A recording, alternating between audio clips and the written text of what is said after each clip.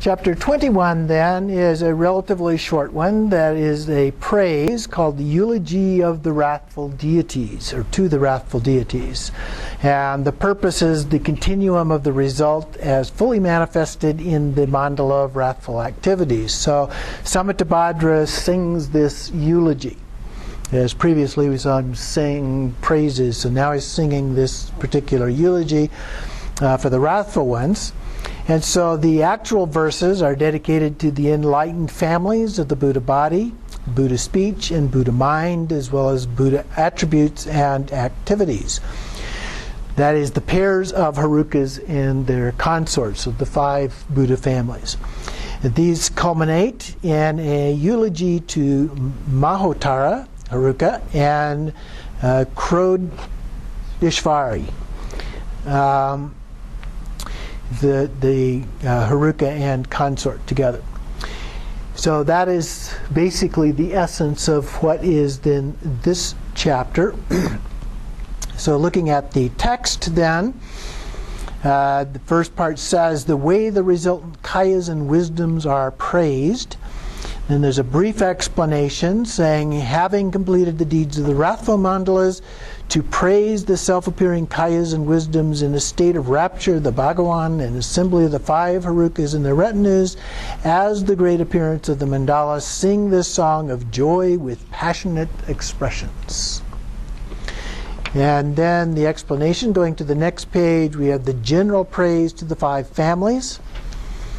So beginning with praise to all the mandalas of the family of enlightened body, each song of the wrathful one begins with Hong, indicating that each of the wrathful deities is endowed with the 5 kayas and 5 wisdoms. Their kayas are greatly fearsome because they tame all demons, rudras, and unruly ones. Residing in a blazing inferno like the fire at the end of time, the light rays of wisdom radiate from their kayas like the power of 100,000 suns, blazing simultaneously in the 10 directions.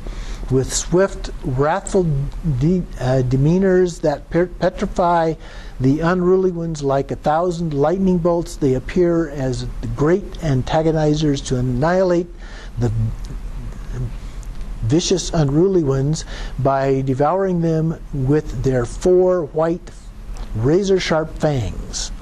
Ho is the laughter of amazement, which also applies to the other families. So the second part then is praising all the mandalas of the family of enlightened speech. So the first one was enlightened body, now we have enlightened speech. Here we have the voices of the wrathful ones, the sound of 1,000 dragons roaring simultaneously. And the roar of a dragon is often referred to as bodhicitta. Overwhelmingly wrathful, their sound is loud, and 100,000 mountains collapsing simultaneously. Their expressions of great laughter are ah, ah, ha, ha, and ah, la, la.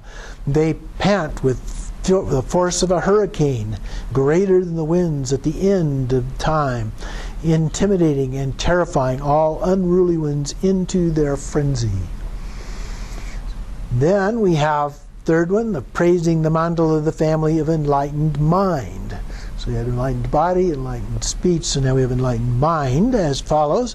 To omnisciently understand all knowable things without exception means there is the mastery of the great light rays of prajna that counteract the collections of ignorance. So wisdom over ignorance. By completely eliminating the mandala of the 5 wisdoms, even the 5 poisons are temporarily blazing.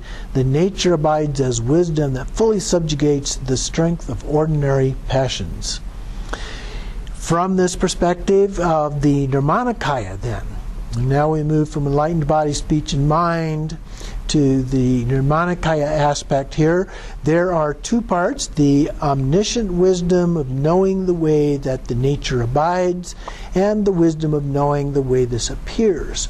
From the perspective of Sambhogakaya, the various wisdoms, such as mirror-like and the rest, are one taste in the genuine wisdom of the nature of phenomena as the indivisible great soul essence. Okay? So all bringing those together, unifying those together. Then we have the fourth one, praising the mandalas of the families of the enlightened qualities. is that since they have mastered the qualities that tame unruly ones, they are kings of wrath. From that, as the basis of innumerable showers of emanations, they are referred to as great clouds. When their minds are enraged, great showers of wrathful mandalas descend. In order for the mandalas to benefit those to be tamed in whatever way is needed, like wish-fulfilling jewels, the mandalas emerge according to one's desires. From this treasure, various emanations and wrathful forms pervade space, while always abiding as the great soul essence of the fundamental nature. And then fifth, we have praising the mandalas of the family of enlightened activity. And that is that since they have destroyed the powers of all four demons, such as the aggregates, they, that is the wrathful ones, are great demons. The two obstructions and their habits lead to samsara. So in order to tame the faculties of demons, among those demons, all demonic negative karma and passions are to be destroyed. All extremely terrifying harukas who petrify even the ferocious assemblies of demons, yamans, and so forth are naturally free from elaboration as the great soul essence. Ho! And then, among the demons and others, we have Garab Wangchuk, is the lord among the demons, and then as the fearsome great Mahatara himself abides as the nature free from elaboration, referred to as the great soul essence. And then we have the specific praise to the principal ones. So the principal ones here, since the kayas of the female Mahatara are free from the transition from birth and death, they are like the great Vajra rock. Free from destruction and separation, they are extremely firm, while their major and minor marks are ablaze. Their enlightened qualities and speech are like the wisdom Vajra river that gathers the assembly of those to be tamed and satisfies them. So this is Mahatara here is Chimchak, the wrathful deity, which we have over here in the Tanka, and the consort is Namshalama, Shayamla. Get that right there. Put my L in the correct place. So then, on the next page, 688, their enlightened minds then are clear like a wisdom Vajra fire of omniscience. By actualizing knowledge of all that can be known without exception, the great blazing radiant fire light of their compassion dispels the dark ignorance of beings. Their enlightened activity is that as spontaneously present Vajras, their nature pervades those to be tamed like the movement of wind that scatters demons, heretics, and so forth. Hence, the purpose of the four activities is fully perfected and spontaneously complete. So here he gets a little bit more transcendent in his description, but not completely as much as so as he has previously. So then there's the praising the support and the supported mandalas.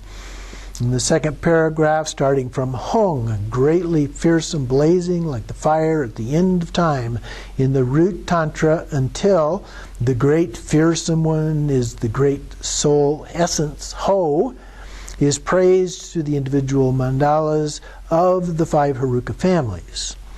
And then the celestial palace of support is explained by comparing the great Vajra peak to the mountain of skeletons, water to the ocean of blood, fire to a mass of wisdom fire, and wind to the wind mandala of the substratum.